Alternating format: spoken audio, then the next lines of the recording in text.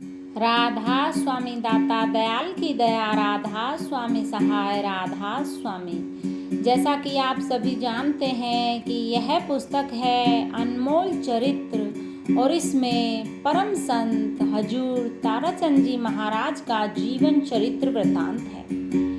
अभी तक हमने इस पुस्तक के 344 पेज आप लोगों तक पहुंचा दिए हैं और आज हम शुरू करने जा रहे हैं पेज नंबर 345 से। इस पुस्तक में छोटी छोटी घटनाएं हैं और हर घटना से पहले उसका टाइटल दिया हुआ होता है। तुम लोगों के पास धन है पर शांति नहीं। जब मैं इंग्लैंड में गया, एक आदमी ने मेरे से प्रश्न किया, महाराज क्या आपसे एक बात पूछ लूं? मास्टर मेरे साथ था। मैंने कहा पूछो। उसने कहा आपके हिंदुस्तान में लोग बहुत से देवी देवताओं की पूजा करते हैं। वे उनकी पूजा धन के लिए करते हैं। वे धन के लिए मरते रहते हैं, पर उन देवताओं की पूजा से धन तो नहीं मिलता है। हमारे देश में कोई किसी देवी देवताओं की पूजा नहीं करता है, पर हमारे यहाँ धन का कोई ठिकाना ही नहीं है। जिनका आप नेम करवाते हो उन 3 चीज़ों को भी हम यहाँ बरतते हैं। आप शराब, कबाब और विषय विकारों का नेम करवाते हैं। हमारे यहाँ इन चीज़ों की कोई कमी नहीं है। क्या आप इस बात का जवाब दे सकते हो? अब बताओ क्या कहूँ। मेरे पास तो जवाब नहीं था। पढ़े लिखे तो 100 युक्तियाँ निकाल लेते हैं, परंतु मैं तो अनपढ़ था। मैंने अपने दाता से विनती की, मालिक मुझे पता नहीं, तू मुझे बचा। मुझे तुरंत जवाब सूझ गया। मैंने उनसे कहा, आपके पास धन अवश्य है, परंतु शांति नहीं है। हमारे लोग पूजा करते हैं, इसीलिए उनमें शांति है। बस इस एक बात से ही हम जीत में हैं। राधा स्वामी, तूने तो अपनी जगह बना ली। किसी की खोई चीज पा जाए तो प्यार से उसी वक्त जमा कराओ और बता दो, छुपा कर मत ले जाओ। घर ले जाओगे तो उतना ही पाप इकट्ठा कर लोगे और वह पाप तुम्हें युगों युगों तक दुख देगा। बेईमानी करके खेत से यदि एक लकड़ी भी तोड़ लेते हो तो वही लकड़ी हमारा नाश कर देती है। हमें दरबार में किसी की पड़ी हुई चीज मिल जाती है और तुम उसको उठा ले जाते हो, वह तो हमारा 7 पीढ़ियों तक का नुकसान कर देती है, वह खत्म कर देती है। इसीलिए ही मैं आप लोगों को बता रहा हूँ। मेरे पास कल परसों कोई आदमी गया था, उसने किसी की घड़ी वहाँ से चोर ली। घड़ी वाले ने तो मेरे सामने बताई नहीं कि किसी ने मेरी घड़ी चोर ली, क्योंकि कई लोग बताते भी नहीं हैं। वह किसी टेम्पू वाले को घड़ी बेचने लगा। उसने कहा यह घड़ी ले लो। वह टेम्पू वाला हमारे गांव के ब्राह्मण का लड़का था। उसने कहा, मैंने उसको 50 रुपए दे दिए और वह घड़ी लाकर पहलवान को दे गया। उसने बताया कि यह घड़ी आश्रम में से गई हुई है। वह घड़ी ज़्यादा कीमती थी। यदि कोई घड़ी का मालिक आ जाता है, पहचान बताता है तो दे देना। मैं उस लड़के को कहता हूँ, वाह तूने तो अपनी एक जगह बना ली कि यह ईमानदार है। सत्संगी प्रेमी को होना भी ऐसा ही चाहिए। राधा स्वामी, नानक साहब का बेटा हूँ। मेरा इंग्लैंड में सत्संग था। कई आदमी बैठे हुए थे। मेरे मुख से यह बात निकल गई कि मैं नानक साहब का बेटा हूँ, अवतार नहीं हूँ। मैं कबीर, दादू, पलटू, रैदास का बेटा हूँ। मैंने जब यह कहा तो वे लोग मेरे मुंह की तरफ देखने लगे। मैंने कहा, क्या आप लोग इस फिक्र में नहीं पड़ गए हो कि इन्होंने यह घमंड की बात कह दी है? मैंने कहा, मैं बता दूंगा कि मैं उनका बेटा कैसे हूँ। एक सरदार ने खड़े होकर कहा, आप बताकर तसल्ली करवाओ कि आप नानक साहब के बेटे हो। मैंने कहा, नानक साहब के हाथ में कोई सोने चांदी का कड़ा तो नहीं था? उन्होंने कहा, नहीं। मैंने कहा, उनके कपड़े भी सादे थे, इसी तरह से मेरे कपड़े भी सादे हैं। राजा परीक्षित का मुकुट सोने का था, उसके पास काल आ गया था। जो कोई सोना पहनता है उसमें तो काल का वासा है। वह न ही किसी गुरु का है और न ही वह किसी पीर का है। तुम्हारी भागवत तो इस तरह कह रही है। सनातनी लोग भी बैठे थे। मैंने कहा, नानक साहब के और मेरे लिबास में कोई फर्क तो नहीं है। उनके कपड़े भी साधारण थे, सो इसीलिए ही मैं भी उनका बेटा हूँ, उनकी ही लाइन पर चलता हूँ। मेरी बातों में और रैदास, दादूजी, कबीर साहिब की बातों में भी कोई फर्क नहीं है। उनका जैसा लिबास था वही लिबास मेरा है। उन्होंने भी कमाकर खाया और मैं भी कमाकर खाता हूँ, इसीलिए मैं अपने आप को उनका बेटा पोता कहता हूँ। मैं अपने को उनका अंशी कहता हूँ। मैं कोई गलत बात तो नहीं की। उनको कहना पड़ा कि आपकी बातें और आप बिल्कुल ठीक हैं। राधा स्वामी।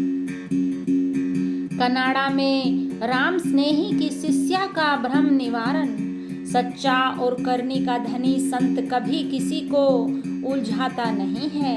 यदि कोई किसी की उलझने की स्थिति आती है तो वह वहाँ भी उसे सुलझाकर उसको सही रास्ते पर पहुँचाते हैं।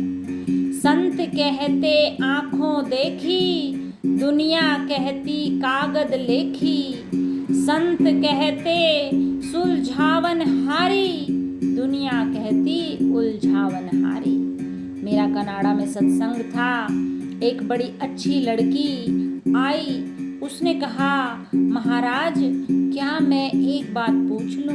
मैंने कहा, पूछो बहन। उसने कहा, मैंने एक बाबा जी से नाम लिया हुआ है। मैंने कहा, अच्छी बात है। उसने कहा, यहाँ एक सत्संगी आया था। उसने बताया कि जब तक राधा स्वामी मत में नहीं आएगी तब तक तेरा कल्याण नहीं होगा। उसने कहा, मैं उसके बाद भ्रम में पड़ गई हूँ। मैंने पूछा, क्या तेरा गुरु से ऊपर से विश्वास उठ गया है? उसने कहा, मैं भ्रम में पड़ गई हूँ। विश्वास की बात आप देख लो। मैंने कहा, यह बड़ा भारी जुल्म है। मैंने पूछा, तेरा गुरु कौन है? उसने बताया, मेरा गुरु राम स्नेही है। मैंने कहा, मैं समझ गया हूँ, वह राजस्थान का है। मैंने कहा, बहन उसके पास शब्द का भेद भी है। शब्द की बात कोई किसी ढंग से करता है और कोई किसी ढंग से करता है। वह सफ़ेद कपड़े रखता है और बहुत ही अच्छा आदमी है। शब्द को ही स्वामी कहते हैं। राधा स्वामी नाम सूरत शब्द का है। जो सूरत शब्द का उपदेश देता है उसे ही राधा स्वामी मत का कह देते हैं। सो तुम्हारा वह गुरु बहुत अच्छा आदमी है। वह बहुत ही खुश हुई। उसने कहा, मेरा तो जीवन ही बन गया है। नहीं तो मैं तो डिग ही गई थी। मैंने कहा, नहीं, तुम अपना काम करती रहो। ये जो डेरेधारी हैं, ये दूसरे जीवों को धोखा देने के लिए बड़े भारी झपटे मारते हैं। तुम्हारे जैसों को वे डिगा देते हैं। जो दूसरों की श्रद्धा तुड़वा देते हैं, मैं उनको अच्छा नहीं कहता हूँ। मेरे पास भी बहुत आदमी आते हैं। मैंने आज तक किसी की श्रद्धा विश्वास नहीं तुड़वाई है। जो श्रद्धा विश्वास तुड़वा देता है वह भी पाप खरीदता है। जिनके दिल विश्वास है, साहिब उन्हें मिल जाए। तारा चंद विश्वास बिना दर दर धक्के खाए। लेकिन निज नाम के भेदी सद्गुरु ही साहिब से मिलवा सकते हैं। राधा स्वामी। हुजूर द्वारा कनाडा में टीवी देखना। आप लोग रोज ही फिल्म कैसेट देखते हो, घरों में टीवी देखते हो। मैं वह टीवी नहीं देखता हूँ। ये कई बार कह देते हैं कि रामायण लगा दे तो मैं देख लेता हूँ। मैं कनाडा जाता हूँ नंद सिहरा के घर, तो वहाँ एक मेरी बेटी है, उसको कहता हूँ कि प्रकाश वह फला चीज लगा दे। वह मेरा कहा मान कर लगा देती है। मुझे लगाना भी नहीं आता है। फिर मैं यह भी सोचता हूँ कि क्यों बनावटी चीजों में फंसता है, तू अपना ही टीवी देख ले। ये सारे टीवी उसी टीवी से बने हैं। सो ही मैं उसी अंतरी दूरदर्शन को देखना शुरू कर देता हूँ, तो फिर मुझे वह शांति आ जाती है। इसलिए ही बताया गया है, दौड़त दौड़त दौड़ियाँ जहाँ तक मन की दौड़, दौड़ थकी मन थिर हुआ वस्तु ठोड़ की ठोड़। वस्तु तो सब ही तुम्हारे अंदर है।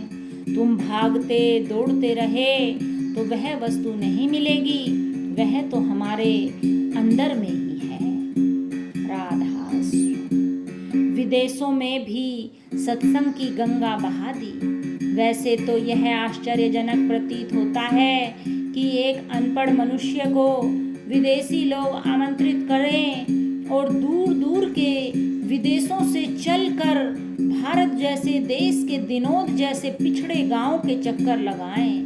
परंतु संतों की महिमा ही अपरंपार होती है। उनकी विद्या भी दूसरी ही होती है। उसे परा विद्या कहते हैं। उससे ही वे मनुष्य के अंतर को पढ़ लेते हैं और उन्हें उनके अपने अंतर में ही उनको भी पढ़ा देते हैं। यह तथ्य हुजूर के बड़े सत्संग मार्च 95 की वीडियो कैसेट को देखकर हर मनुष्य समझ सकता है। इस सत्संग में कई देशों से विदेशी एक साथ ही आए थे। वे हुजूर के सामने आगे बैठे थे। कोई भी इस सत्संग में यह देख सकता है कि ये विदेशी लोग बिना पलक झपकाए अभूतपूर्व ध्यान से हुजूर का सत्संग सुन रहे थे। उनसे ऐसा कतई महसूस नहीं होता है कि वे हुजूर की किसी बात को समझते नहीं हैं। हुजूर की हर विदेश यात्रा में हुजूर के गुरुमुख हुजूर कंवर सिंह जी महाराज, जिनको वे अपने जोड़ीदार के रूप में अपने साथ लाए थे, हुजूर के साथ जाते थे। दुभाषी का कार्य भी वही करते थे। सांसारिक विद्या बिना हासिल किए भी हुजूर महाराज जी ने पराविद्या यानी आध्यात्मिक ज्ञान के प्रसार के लिए दिन रात एक करके America, England, Canada, Germany, Nepal आदि अनेक देशों में भी संत मत का परमार्थिक एवं आध्यात्मिक प्रचार किया और उसे भविष्य में जारी रखे जाने की व्यवस्था करते हुए अनेक स्वावलंबी आश्रमों की स्थापना भी की। इस प्रकार राधा स्वामी दयाल की पूर्ण धार ने किसी भी स्वदेशी अथवा विदेशी भाषा के अक्षर ज्ञान के बिना और एक दूसरे की भाषा न समझते हुए भी आदि संत मत का पूर्ण विस्तार किया, जिससे पूर्व में संत मत से अछूते रहे भूखंडों में संत मत का विस्तार होता चला गया। यदि संसार में अवतरित हुए अनेक महापुरुषों के जीवन और उपलब्धियों का सिंहावलोकन किया जाए तो परम संत हुजूर ताराचंद जी महाराज अपने नाम के अनुरूप ब्रह्मांड की अनेक आकाश गंगाओं के सबसे चमकीले सूरज की भांति प्रकाश फैलाते हुए दृष्टिगोचर होते हैं। राधा स्वामी। आज इतना ही। Thanks for watching. Like, share, subscribe and comment.